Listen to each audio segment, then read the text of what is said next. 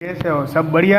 चलो आज हम शुरू करेंगे मैथमेटिक्स चैप्टर नंबर हमारा 9, क्वेश्चन नंबर हमारा 15 और 16। ये लास्ट दो क्वेश्चन है। ये इसमें क्वेश्चन नंबर 15 के बारे में डिस्कशन करेंगे।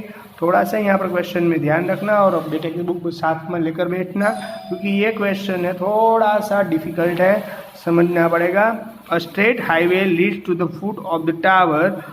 अ man standing at the top of the tower observe a car at angle of depression of 30। एक टावर है, वहां पर कोई एक मैन खड़ा हुआ है। एक समझो, मैं फिगर ड्रॉ आउट करता हूं यहाँ पर। हमें यहाँ पर एक पर्सन खड़ा हुआ है, यानी angle of depression which approaching foot of the tower with the uniform speed 6 second later. वो यहाँ से एब्जॉर्व करता है कि एक कार यहाँ से यहाँ पर आ रही है, तब वहाँ पर एंगल बन रहा था 30 डिग्री। रेडी, यहाँ पर एंगल बन रहा था 30 डिग्री। वो कंटिन्यू ऑब्जर्व कर, आफ्टर 6 सेकेंड, 6 सेकेंड के बाद वो यहाँ पर आ जाता है, तब उसका एंगल बनता है 60 डिग्री। ये क्वेश्चन में पूरा किया गया हुआ है हमें। Ready, and find the time taken by the car reduce the foot of the tower from this point.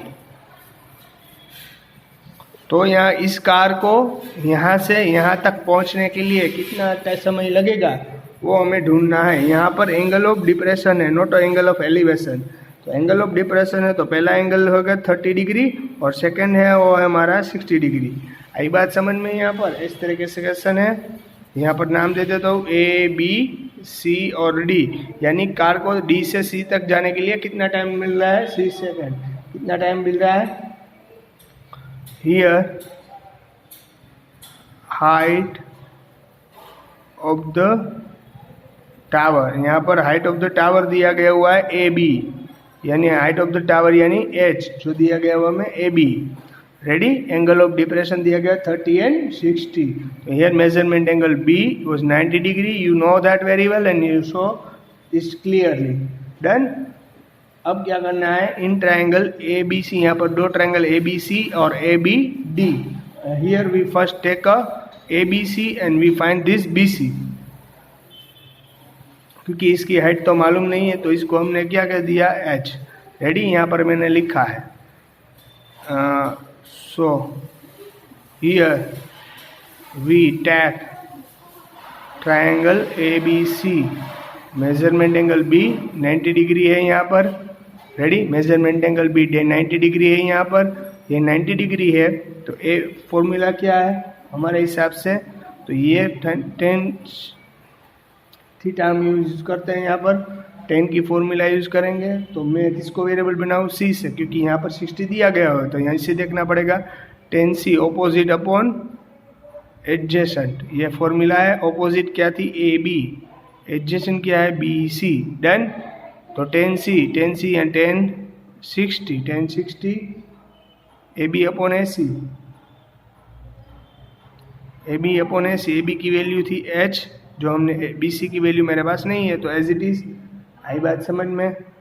तो 1060 यानी √3 या 1/√3। याद करो 1060 यानी √3 एच अपॉन बी सी। तो यहाँ मैं किसको वेरिएबल बनाऊँ? बी सी को। किसको बनाऊँ? बी सी को। तो B C is equal to H upon √3 metre. यहाँ पर बी सी मिल गया। अब we use one other triangle in triangle A B और डी। यहाँ पर डी है, in triangle A B D measurement angle B 90 degree है। तो यहाँ पर यूज करता हूँ मैं 10 डी, ऑपोजिट अपॉन एडजेसेंट, वो फॉर्मूला है। तो ऑपोजिट क्या है इसकी? ए बी, और एडजेसेंट क्या है? D B. डन। एंगल कितना था? 10 30। रेडी, 10 30 यानी 1/√3 ए बी यानी एच और डी बी। तो एज इट इज। अब क्या करना है? डी बी को यहाँ लेना है। D B is equal to √3h metre. देनी यानी यहाँ पर क्या मिला हमें? बी सी, और यहाँ क्या मिला हमें? D B. Ready, B C और डी बी दोनों मिल गए हमें यहाँ पर। रेडी, अब क्या करना है? यहाँ पर यहाँ से यहाँ तक मोटर के लिए जितना यहाँ का इतना डिस्टेंस तो हमें मालूम ही नहीं है कितना है। तो यहाँ से यहाँ तक का डिस्टेंस कितना मिलेगा, DC। तो how can we find the DC? तो यहाँ कितना था BD, इसमें से CB चला जाएगा तो ये मिल जाएगा। तो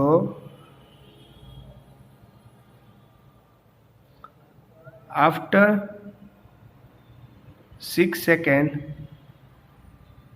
कार कवर डिस्टेंस, 6 सेकेंड में कितना डिस्टेंस कवर किया वो ढूंढ लेते हैं। तो कितना हो गया DC जितना कवर किया था, पर DC ढूंढने के लिए पूरे यानी कि BD में से इसको निकालना पड़ेगा हमें, BC को। BD यानी √3h माइनस BC यानी h/√3। इनमें से कॉमन क्या निकलेगा, इसको मुझे एलसीएम लेना पड़ेगा। √3 इसका एलसीएम निकलेगा, इसका एलसीएम √3 एलसीएम को इधर में जो √3 3h माइनस h यानी 3h में से जाएगा 2h/√3 मीटर। तो DC यानी डिस्टेंस कितना रहा, डिस्टेंस कितना कवर किया 2h/√3। 6 सेकेंड में कितना डिस्टेंस कवर किया 2h/√3। डन, आई बात समझ में?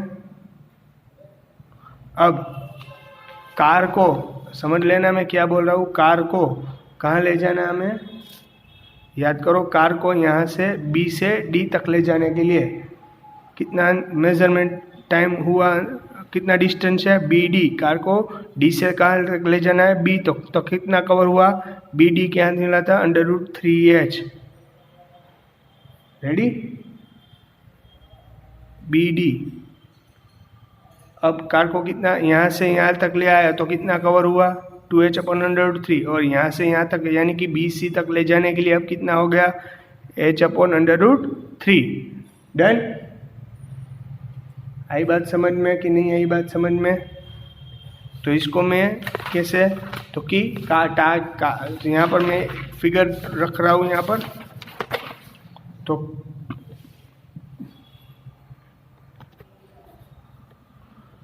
कार को जो कार यहाँ तक तो पहुँच गई थी, तब हमें डिस्टेंस मिल गया, क्या मिला 2h/√3। अब कार को यहाँ से यहाँ तक पहुँचाना है तो ये कितना डिस्टेंस है h/√3 metre.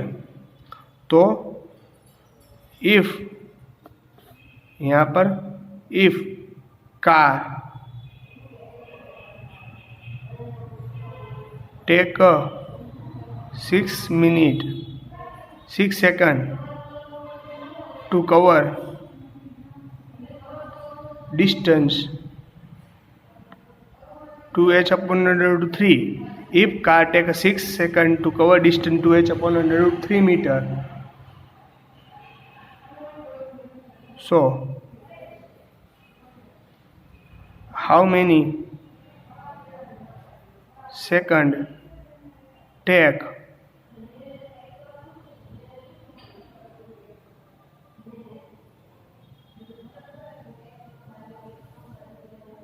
How many second take h/√3 metre.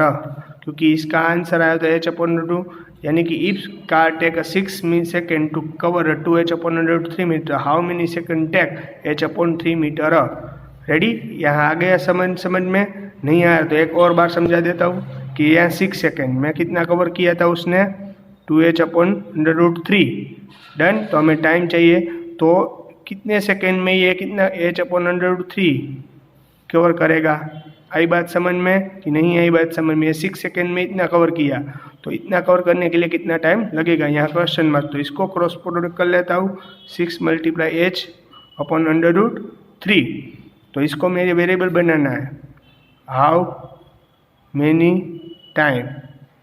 Much time taken by car. तो अब यहाँ पर हाउ मच टाइम, तो इसको वेरिएबल बनाओ तो ये इसको मल्टीप्लाई हो जाएगा।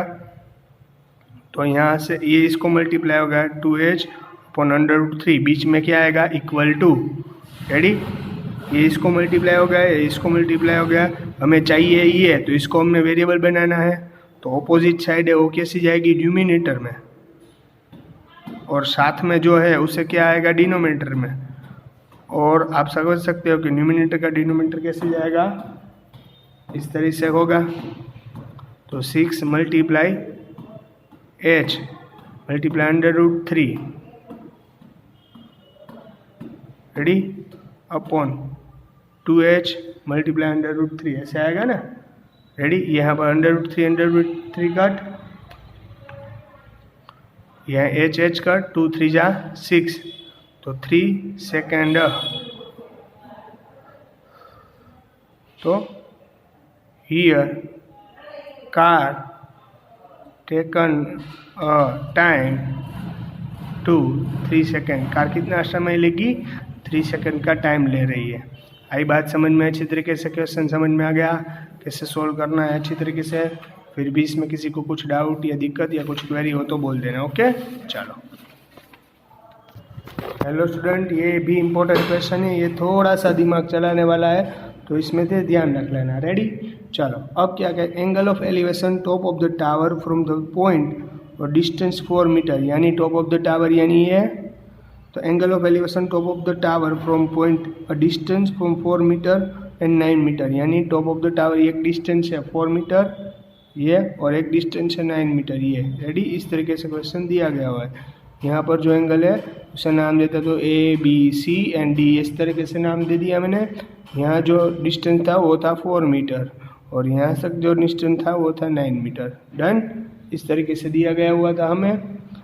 Base of the top of the mid the same straight line with the arc completely prove that the height of the tower is 6 meter, यानी ये 6 मीटर है, ये हमें प्रूव करना है। क्या करना है हमें? प्रूव। तो इस तरह अच्छी तरीके से समझना पड़ेगा। यहाँ पर एंगल नहीं दिया गया हुआ है, that reason you know that very well the angle B is the 90 degree because of is a right angle here in triangle ABC। Measurement angle B 90 degree, वो आप देख सकते हो कि मेजरमेंट एंगल B है 90 डिग्री है। Ready, measurement angle B 90 degree बन रहा है यहाँ पर। अब क्या करना है? मेजरमेंट एंगल B तो 90 डिग्री बन गया, अब क्या करना है हमें वो अच्छी तरीके से आप देख लो। 90 डिग्री बन गया, तो इसको तो मुझे एंगल मालूम नहीं, तो इसको मैंने क्या एज्यूम कर लिया? Theta. Now we take measurement angle C theta. समझ लो कि यहाँ पर एंगल नहीं था तो मैंने इसको एज्यूम कर लिया 90, ये तो बढ़ता ही चल रहा है। तो ये कितना होगा? तो जो ये सबसे 90 ज़्यादा, ये उससे थोड़ा सा कम होगा, यानी ये उससे भी कम होगा, यानी ये 90 में से थीटा जाएगा उतना ही एंगल होगा। आ रही बात समझ में कि नहीं आ रही बात समझ में? ये 90 डिग्री है, ये थीटा है, तो इतना कितना होगा? 90 माइनस थीटा होगा। क्यों? क्योंकि यहाँ पर थीटा है, तो इससे एक एंगल कम होगा या ज़्यादा? कम होगा। यह 90 है, समझ लो कि अप्रोक्सीमेट 60 होगा, तो ये कितना आएगा? 90 में से 60 जाएगा, तो यह क्या आएगा? 30। रेडी, तो and measurement angle D was 90 minus theta. हमें क्या प्रूव करना है? कि ये 6 मीटर है, ऐसा हमें प्रूव करना है। Here now we take triangle ABC. In the triangle ABC, what is the formula in triangle ABC? Here we take a tan theta. Tan theta here in triangle ABC, tan theta opposite upon adjacent, वो formula है। इसके opposite क्या है? AB, और adjacent क्या है? BC। Ready, tan theta, theta as it is रख रहा हूँ यहाँ। टेन थीटा ऑपोजिट क्या था इसका? AB। तो ऐसे एज इट इज रखना है क्योंकि हमें 6 प्रूव करना है और BC की वैल्यू थी हमें 4। देन तो it is our first equation. Now we take in triangle ABD measurement angle B 90 degree है यहाँ पर, तो tan theta formula opposite upon adjacent. Opposite क्या है? इसके ऑपोजिट AB, और एडजेसेंट क्या है? BD। तो थीटा की जगह यहाँ क्या सब्स्टिट्यूट करना पड़ेगा? 90 माइनस थीटा, क्योंकि यहाँ और एंगल क्या है? तो टेन 90 माइनस थीटा की जगह ऑपोजिट यानी AB और एडजेसेंट यानी BD। तो BD का 9 मीटर था डिस्टेंस, तो यहाँ पर 9 10 90 माइनस थीटा। ये आपको मालूम है कि हमने 8 चैप्टर में पढ़ा था अगर tan 90 माइनस थीटा होता तो वो कट में कन्वर्ट करो हो जाता है। tan 90 minus theta is equal to cot theta, ये हमारे पास फॉर्मूला थी चैप्टर नंबर 8 में। तो tan किस में कन्वर्ट हो गया यहाँ पर, कोट में। तो यहाँ क्या आ गया ए बी अपॉन 9। तो हमें इसे ए बी को वेरिएबल बनाना है। ए बी हमें क्या मिल रहा है यहाँ पर, ए बी अब क्या मिलेगा 9 cot theta, ready. Otherwise in दोनों को मुझे क्या कर देना है, इक्वेशन फर्स्ट, ये है हमारी इक्वेशन सेकेंड, और आपको पता ही है we multiply equation 1 and 2।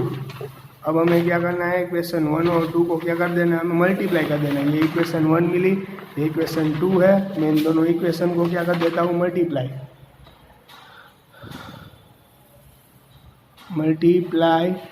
Equation 1 and 2 दोनों को अगर मल्टीप्लाई करो तो tan theta into cot theta, दोनों को मल्टीप्लाई कर दिया तो tan theta A B upon 4 cot theta, यानी कि हमें मिला A B upon 9 D 10 into cot, यानी ऑल्सो हमारे फॉर्मूला 10 इंटू कोट यानी कि 1 ए इंटू बी यानी ए बी स्क्वायर, 4 9 जा 36, 6 इधर जाएगा तो 36 is equal to A B square, done.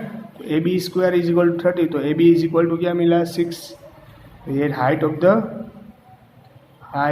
The tower 6 metre, done. यानी हाइट ऑफ द टावर क्या है 6 मीटर, ये प्रूव हो गया, डन। आगे बात समझ में, तो इस तरीके से पूरा क्वेश्चन सोल्व कर सकते हैं आप, इजीली देख सकते हो।